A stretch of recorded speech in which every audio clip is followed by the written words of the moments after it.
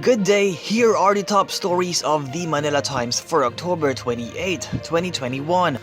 Socio-Economic Planning Secretary Carl Chua on Wednesday said managing risks will allow the Philippine economy to go back to growth trajectory this year and return to pre-pandemic growth level by the latter part of 2022 or early 2023. He added that ramping up the vaccination campaign will help the country achieve a stronger growth next year.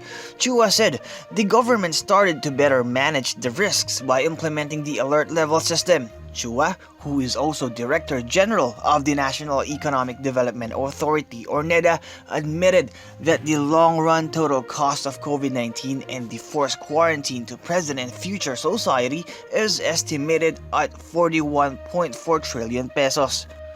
Presidential Advisor for Entrepreneurship Jose Maria Joey Concepcion III on Wednesday said that the successful reopening of the economy hinges on the vaccination campaign against COVID-19. In the virtual forum organized by the Manila Times, Concepcion said the country has to vaccinate to the max and focus on addressing the vaccine hesitancy, particularly in the provinces. The official said it is not enough that only the capital region reaches a high vaccination rate, but the entire country should be able to do so. Concepcion also emphasized the need to strengthen the bakuna bubble, which he said has two components, the family bubble and the negosyo or business bubble. Former Senator and presidential aspirant Ferdinand Bongbong Marcos Jr.'s topping the Publicus Asia Incorporated survey could be attributed to the people's desire for continuity or departure from the current form of governance, a data scientist said. Publicus data scientist Dr. David Yap explained that this became more apparent after Davao City Mayor Sara Duterte Carpio decided not to run for president. Yap said he is not at liberty to disclose the number of respondents who wants Duterte Carpio to run for president. Majority of Filipinos admitted that their quality of life worsened in the past 12 months, Social Weather Stations or SWS said in its September 2021 survey results.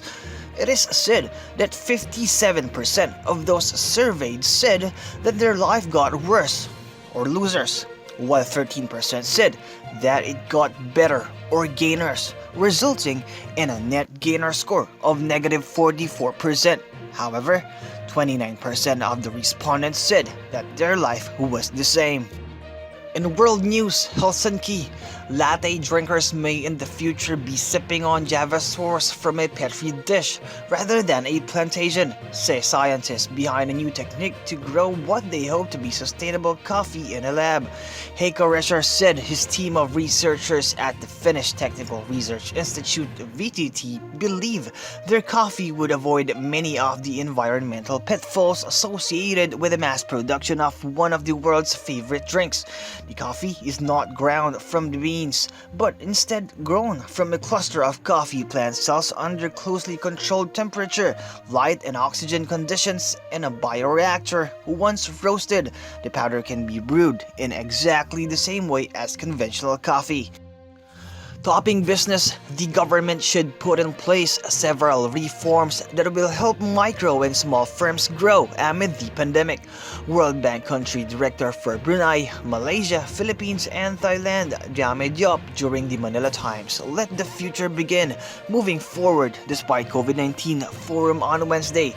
Diop said the Philippines currently has large, sophisticated, and resilient firms and thousands of micro and small non-resilient firms to support firms' growth. Diop said the government should improve access to finance by improving the credit reporting system, collateral registry, and credit guarantees. In sports, Los Angeles' George Soler smashed a home run on the first swing of the game, and Adam Duvall blasted a two-run homer as the Atlanta Braves rolled over the Houston Astros 6-2 in the opening contest of the World Series on Wednesday in Manila. The Braves, who are in their first World Series since 1999 and haven't won the Fall Classic since 1995, used a blistering start to post 5 runs in the first pitch 3 innings and never look back. Game 2 is Wednesday night in Houston. The New York Knicks snap a 15-game losing streak against the Philadelphia 76ers with a 112-99 victory on Wednesday in Manila. Kemba Walker and Evan Fournier scored 19 and 18 points respectively to give the Knicks their first win over Philadelphia since April 12, 2017. Tobias Harris scored 23 points for the 76ers. Joel Embiid finished with 14 points and 6 rebounds, shooting just 2 for 7. He had been 12-0 in games he played against New York. In other games, the Los Angeles Lakers beat the San Antonio Spurs in overtime, 125-120. The Golden State Warriors defeated the Oklahoma City Thunders, 106-98, and the Dallas Mavericks downed the Houston Rockets, 116-106.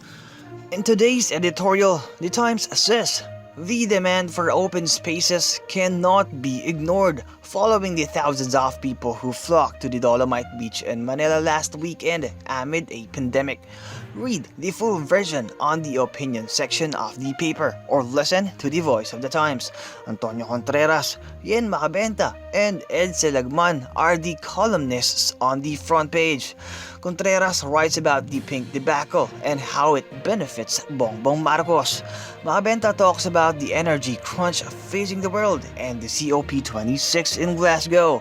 And Lagman writes about the obliteration of despots and tyrants.